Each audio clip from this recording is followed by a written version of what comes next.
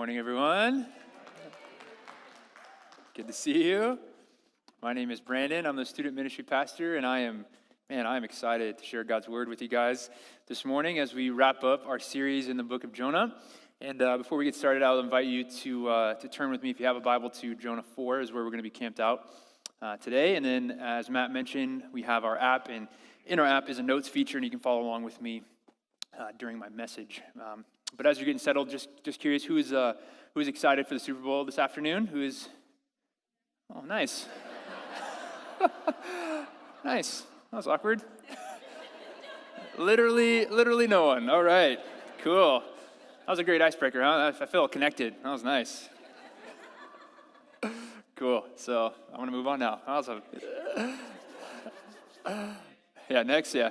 I know for me, Seahawks aren't in it, and the Patriots are playing, so it's just an excuse to eat food and whatever. Okay, I'm moving on. Here we go. Well, yeah, we are right at the end of our Jonah series, and man, it's been incredible to be with you all for the last several weeks, and looking forward to today's message and what God has to say to us through His Word. But before we get started, I'd love to pray for us, and then we'll dive right in. So, would you pray with me? Jesus, thank you so much for this morning, and thank you for such an awesome group of people, and thank you for an awesome church. And God, man, I've just been reflecting on how big you are and how your Spirit moves. And so often as church leaders, we seek to manipulate, and we seek to control, and we seek to organize, and we seek to be efficient. All of those things aren't necessarily bad in and of themselves, but God, as we leave room for your Spirit, as we leave room for your power, God, you are the one that brings the real and significant change in people's hearts and lives. And God, we can do our best, and we can organize, and we can plan, and we can write sermons, and we can plan worship sets. But God, ultimately, it is you that does the heavy lifting, and there's a growth that comes not from a service, not from a ministry team, but there's a growth that comes from God, and there's a growth that comes from the power of your Holy Spirit. And so this morning, I'm asking for that. I'm asking not just for a learning exercise. I'm asking not just for a lecture. I'm asking not just for 30 to 40 minutes of information or material. God, I'm asking for your presence and your power and your Spirit that would be with us in our midst, and that would cause us to be different than we could do on our own, that you would cause us to grow in ways that we're just simply not capable of in our own strength and power and wisdom and resources. And God, we ask that you would do that today, and that our church and our community would be marked by a dependency and a desperation for you and your presence, and that we would not just talk about you. We would not just do things centered around topics that concern you, but Lord, that we would be in relationship with the living God. And so this morning, as we dive into your word, I pray that you'd be here, and I pray that we would, by your grace, never be the same. It's in Jesus' name we pray. Everyone said, amen. Awesome. So as I said, today is the conclusion. Today is the end of our awesome series in Jonah. And as I've said over the last several weeks, my sort of big idea, my thesis for the series is that Jonah is not a book about the fish. Jonah is not just supposed to be this Sunday school coloring sheet. It's not just supposed to be this fantasy tale that we look at and just sort of laugh at and giggle at and say, wow, isn't that so awesome? That fish is so big. Jonah, as we've discovered together, is a book about a guy on a journey of faith. As we've seen over the last 3 chapters now, Jonah has had a really difficult time understanding who God is. He's just struggled understanding God and His grace and how that works in his life and how that works in those in the world around him. And he's just struggled in different ways. And hopefully we've been learning from him and how to apply it to our lives. And when we left off last week, when we finished chapter 3, there was a sort of a revival of sorts that happened. Jonah was given a message from God as a prophet to go to these people called the Ninevites and to proclaim God's message of judgment and God's message of potential forgiveness. And chapter 1 tells us that he runs away. Instead of going north and to the east to Nineveh, he goes as far west as he possibly can to escape from the presence of the Lord. He didn't want to do it.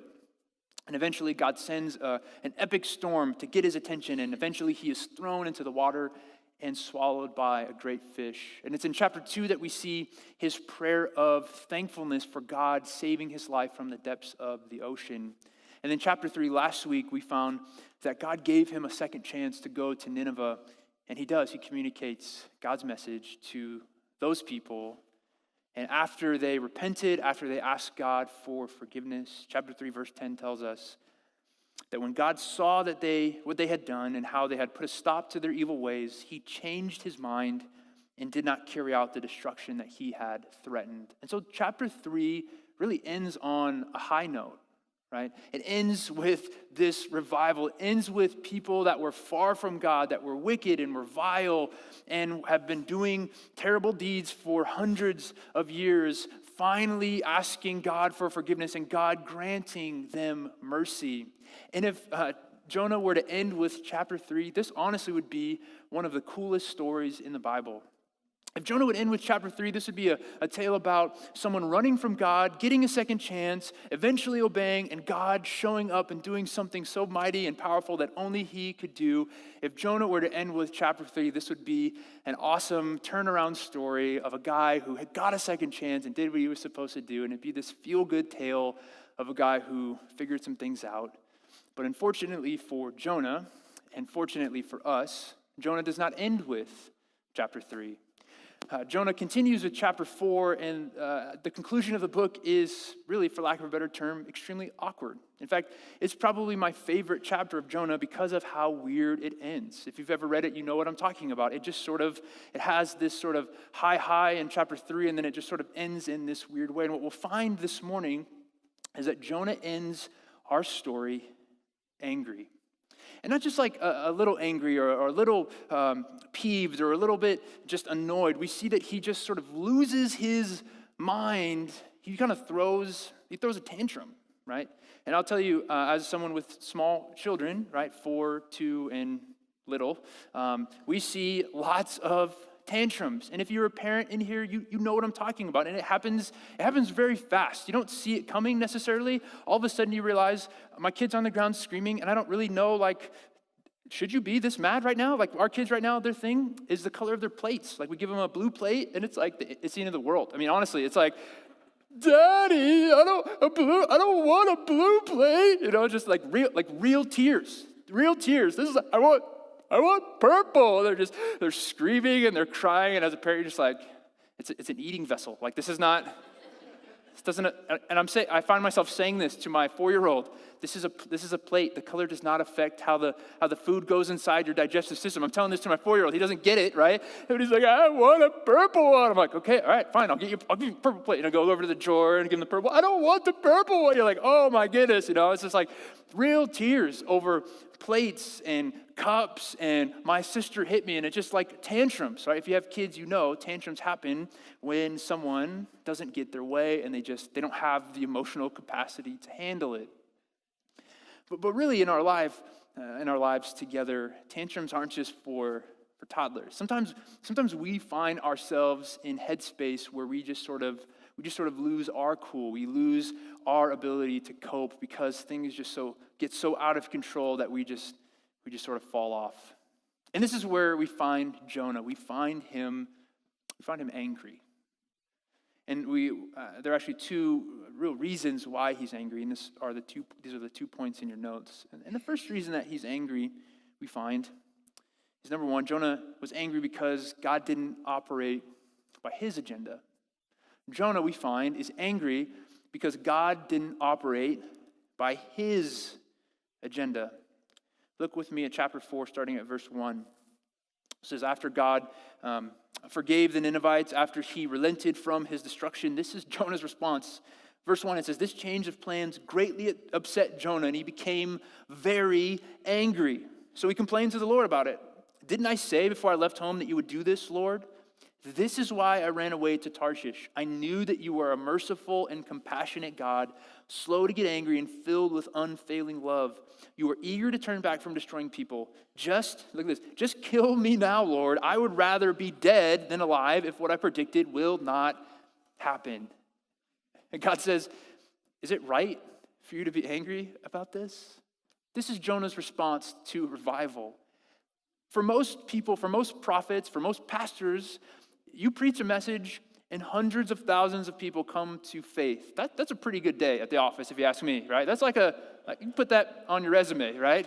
One message, 100,000 people got saved. That's amazing, right? He goes in, he delivers the message, and what is supposed to happen happens. The people listen, they don't kill him, they don't put him in jail, they don't laugh at him, they don't ignore him. They listen to him, and they ask God to forgive, and God forgives. But Jonah's response isn't mild annoyance. It's not just a little bit perturbed. It says that he is very angry. And the original language speaks of him as like being inflamed, being hot with rage. Like he is beside himself because of this. And for the first time, we get Jonah's motivation for running. If you read the story from chapters 1 through 3, you don't really hear Jonah's motivation. You don't hear his rationale. You just sort of see his actions. But for the first time, Jonah lets us into his head and heart as to why he ran in the first place. He said, I ran because I knew that you are merciful. I knew that you were compassionate. You were slow to get angry. You were filled with unfailing love. You're eager to turn back from destroying people. So basically what Jonah is saying here is when he first got the message from God to go to the people of Nineveh, his thought was this: I know that God is loving. I know that God is gracious. And I know that if I tell these people about God and they repent, God's going to forgive them. So Jonah's saying, look, I knew this was going to happen. I knew that you were going to forgive them. I knew that you were going to give them mercy, and I wanted to do everything in my power to stop it from happening. You see, Jonah here is upset because things didn't go the way he wanted them to go. He looks at God and he looks at the situation and thinks to himself, I knew better all along. I did not want you to forgive, and therefore I ran. As you said for the last couple of weeks, up until this point, Jonah has still not repented for disobeying. He still has not come to the place where he's willing to say to God, man, I'm sorry for my disobedience. In fact, here at the very end of the story, he comes out and says, my disobedience was justified. My running was for the right reason because I knew your character and I knew your mercy and I knew that this would happen. And because of that, he was enraged. His agenda was one of limited grace. His agenda was that, yes, God, I know your character. I know that you're merciful. I know that you forgive, but only to a certain extent, right, God? It's almost as if he is using God's character against him in like a sort of a sarcastic and like belittling way. Like God, I knew that you were just this forgiving, sort of loose, gracious, overly accommodating God. Like I knew that you would do this. He thinks in his head and his heart that God's love and God's grace and God's mercy shouldn't have even been made available to people as far away from God as the Ninevites. His agenda wasn't the same as God's agenda, and he looked at God and said to himself, he knew better. And how often do we get in trouble because we think we know better than God? Or how often do we look at God's love and we look at his grace, we look at his mercy, we look at the fact that he withholds judgment from the wicked or even allows evil things to happen, and we look at him and we just sort of say to him, like really, God? You're going to allow those people to live? You're going to allow this evil to continue? You're not going to intervene when I think you should intervene? Or you're going to offer grace and mercy and forgiveness to those people? Really, God? Really? You don't know what you're doing, God. And we have this head or this heart attitude toward God that we know better than him. And this is where we find Jonah. He's extremely upset. And he says, just kill me now, Lord. I would rather be dead than alive if what I predicted will not happen. In other words, he didn't want to live in a world in which the Ninevites received forgiveness. He did not want to stay alive if his worst enemies were allowed to continue. He said, I'd rather be dead, right? And I don't think he's being sarcastic here. I think he's being serious. I think he really reached a point where he was at the end of himself and the end of his rope, and he was just ready to be done. And what I love about God's response here is that he doesn't berate Jonah. He doesn't smack him up, He doesn't send a fish to dry land and like eat him out of the air. He doesn't send like a Sharknado thing, Jonah, you're the worst, bye, Jonah. That Jonah could have ended like that, right? He doesn't send lightning. He doesn't give him acne. I don't know why I said that. What did I say that? That was weird. Sorry, second service. He doesn't do any of that. He's patient and he's loving and he's trying to teach him. He says, Jonah, do you do well to do angry here? Do you really need to be this upset? Do you have the right and the authority to be asking these questions?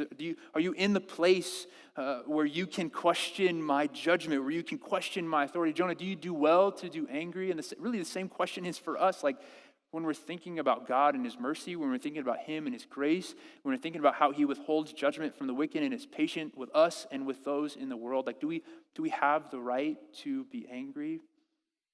And Jonah, instead of answering God, he just ignores him. And he goes on a little trip. Let's look at verse 5. Then Jonah went to the east side of the city and made a shelter to sit under as he waited to see what would happen to the city. So let's pause there. So Jonah, again, he doesn't answer God's question. He makes a plan. And he goes to the east of the city and he makes a little shelter. He gets a little chair and he gets comfortable. And he goes to look and see, and his motivation is, I'm hoping that God will still destroy the Ninevites. And you could almost see him brewing in his head to say, you know what, this whole mercy thing, God doesn't know what he's doing. Let's see if he changes his mind again. And it says that he makes a little shelter and he sits to see what would happen to the city. So Jonah, he sits. This is what he's doing. He's like, man, I hope those people get destroyed.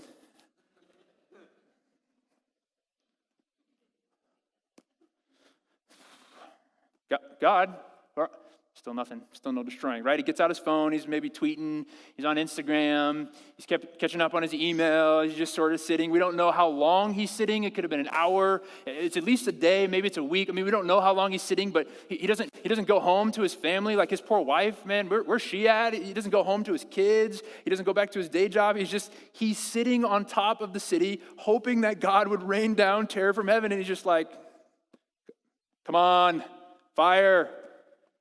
Right? This is where Jonah is at the end of our story. He's sitting and he's waiting and hoping that God would destroy his enemies. And then God intervenes. Verse 6. And the Lord arranged, I love this, for a leafy plant to grow there. And soon it spread its broad leaves over Jonah's head, shading him from the sun. This eased his discomfort, and Jonah was very grateful for the plant. And so the second reason we'll find that Jonah is angry, number 2 in your notes, is that Jonah is angry because his comfort ended up being more important than God's mission, right? His comfort became more important than God's mission. And so all of a sudden, as he's sitting there, just waiting, right? All of a sudden, it's hot, there's a big plant that grows out of nowhere. And this is his response. Oh, yes, awesome. And he's by himself. He's like, man, would you look at that plant? Oh, man, that is a great plant. Man, it's so shady. Man, this is great. And it says that he is exceedingly happy. Before he was angry enough to die because he didn't get his way. And now he is pumped out of his mind because this plant is above him, man. This is awesome, man. Look at the shade. He's just chilling. And he's just having the time of his life. Because now the only time we see him happy in the book, really two ways. First, when God saves him via the fish, and second, when he gets a plant to shade him from the sun, right? Because he's comfortable. This is a great plant. And it says that he sits there overnight and just waits. Just waits. This is great. This is a great chair. Awesome. This is awesome shade. But then, verse 7, things turn. But God also arranged for a worm. The next morning at dawn, the worm ate through the stem of the plant so that it withered away, and the sun grew hot. God arranged for a scorching east wind to blow on Jonah. The sun beat down on his head until he grew faint and wished to die. Death is certainly better than living like this, he exclaimed. Then God said to Jonah, is it right for you to be angry that the plant died? Yes, Jonah retorted, even angry enough to die. This is the worst. So he's sitting there, and it says he sleeps in his little thing. He's not going home. right? He's sitting hundreds of miles away from his home, hoping that God will destroy his enemies. He's happy because of a stupid plant, and then all of a sudden, the next morning, like, oh, what? Hey, little worm eats the thing falls over, and he doesn't say, you know what, man, this whole thing is kind of silly. I should probably go home now. He thinks, my plant is gone, my life is over. The wind starts picking up. Oh, the sun, it's so hot. Oh, I didn't bring my sunscreen, didn't bring my good book, I didn't bring my Blistex. Like, oh, I'm melting under the sun. Oh my goodness, my life is over. I have the worst life in the entire world. And I imagine him, kicking over his little thing and then like laying on the ground. And it's like, oh, my life is the worst. God, I want to die. Like, this is what he's doing. This is how he's spending his time. The most important thing to him at this point in time, sorry, Cedarcrest High School. Yeah, don't worry about that. The most important thing to him in this moment is him. The most important thing to him at this moment is the temperature of his body as he sits and waits for people to die. Like that's the thing that he is most concerned about. And then when that ends, when that goes away, he loses it again. His emotional stability was tied to his comfort, his life, his security, and what would make him ultimately happy. He had no concern for the Ninevites. He had no concern for anybody back home. The only thing that he was thinking about was him and his stupid plant, right? And he loses his mind, and he's ready to die again. Death is certainly better than living like this. In verse 10, God responds. God says, you feel sorry for the plant, though you did nothing to put it there. It came quickly and died quickly. But Nineveh has more than 120,000 people living in spiritual darkness, not to mention all the animals. Shouldn't I feel sorry for such a great city? And then the book ends. That's the end, right? What a great book. I feel awesome, right? That's it. Jonah doesn't respond. He doesn't retort. We don't see what happens. We don't see his response. We don't get to see his life or his relationship play out. It ends with him losing his cool over a plant and God saying, look, Jonah, you're upset over a plant. I'm upset that people are far from God. Don't you think that's more important, Jonah? Don't you feel like in the same way that you're upset about your stuff, I'm upset about my people and my stuff, the people that I created? Like, Jonah, don't you feel like that's fair? And then it's over.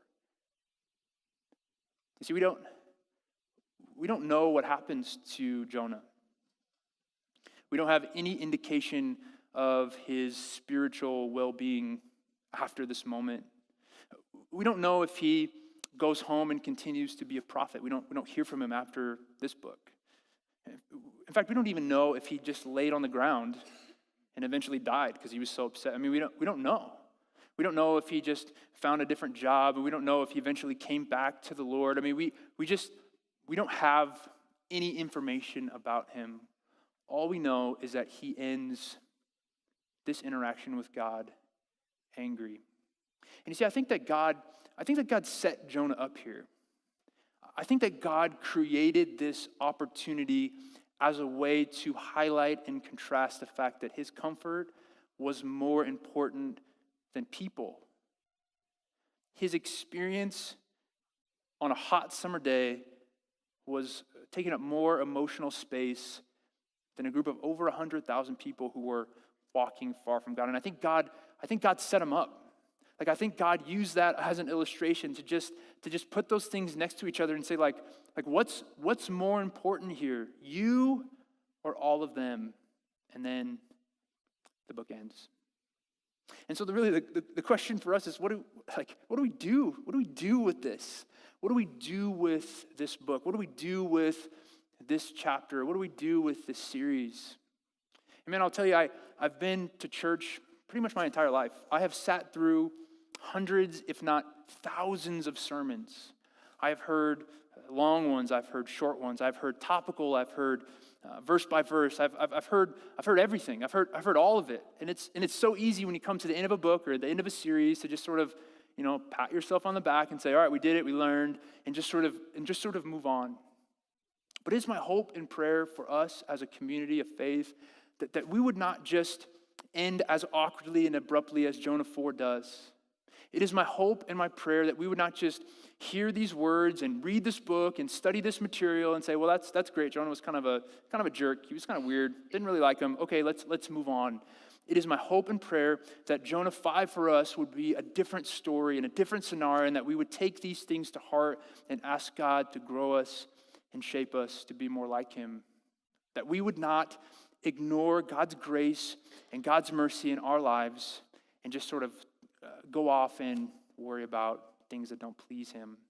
And so as we sort of wrap up our series, I've got two challenges for us, two questions to ask us about what we might do with this. And the first one is this: will we as a community embrace God's agenda of radical love for sinners?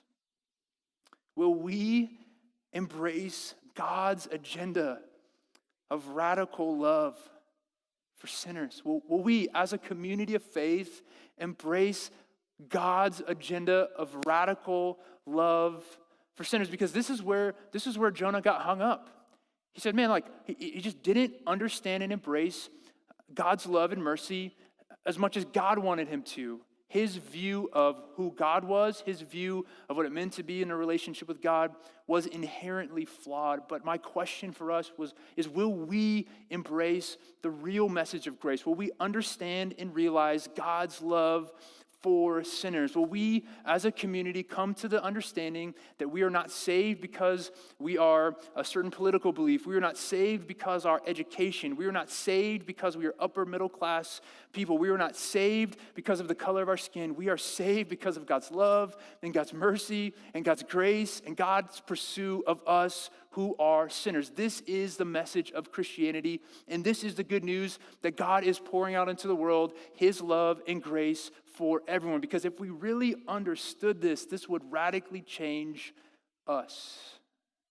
This would radically change us as to say, there is never a point where you are too far from God. There is never a point where you've made too many mistakes and gone too far down a path or just made God so mad that he will not accept you. God says, my love for you is extravagant and it's messy and it's just, I just will continue to pursue you no matter what. It says, I am gracious and I'm loving and I'm compassionate. I'm slow to get angry and I'm filled with unfailing love. This is the God of the Bible, and this is the God who is available to us today. And if we really accepted God's agenda of radical love, this would change the way we view other people, right? Because all of a sudden it changes our perspective as to say, it's not us against them. It's not us in church who have it all figured out and those nasty, dirty sinners out in the world who don't know what they're doing, right? Because if we truly understand God's agenda of radical love for sinners, we realize that we are sinners and they're sinners. We were far from God, but God loved us. They are far from God, and God wants to love them too. They messed up, I messed up. God wants to love and accept and change everyone, no matter of their background, their color, their creed, their culture. This should change the way we view politics. This should change the way we view racism. This should change the way we view life in general. This should change the way we view terrorism. This should change the way that we view immigration. This should change the way we view our neighbors and our coworkers and our friends and our family, because all of a sudden we realize that God has radical love for sinners and we are one of them, right? Paul says in, I think 1 Timothy, he says, this saying is trustworthy and worthy of full acceptance. Christ came into the world to save sinners, of whom I'm chief, I'm foremost. This is the message, and this is my prayer for our community. This is my prayer for us as a church, that we would be so radically changed by God's grace that it changes us and it changes how we view and treat those who are far from God. That is the first challenge.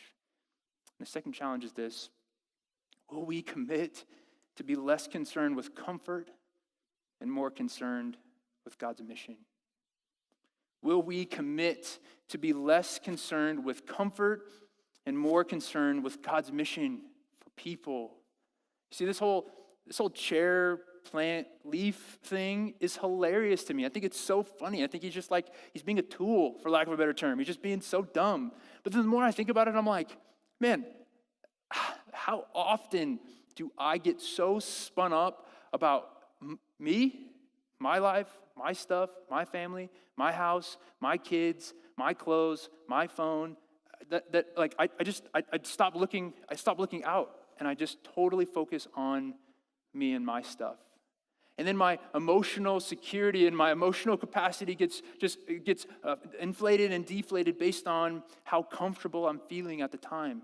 I mean, it was just yesterday. I was on a junior high event, and we rented this SUV, and the SUV had a Wi-Fi hotspot, and we were pumped, man. We were like, this is the best. Like, oh man, streaming HD videos, no data required. I mean, we're like getting the network, and we got it set up, and we all logged on, and for like 5 minutes, we're all like, oh man, this is the best road trip ever. And then the network crashed, and then we're all bummed. We're just like, man, this is the worst, man.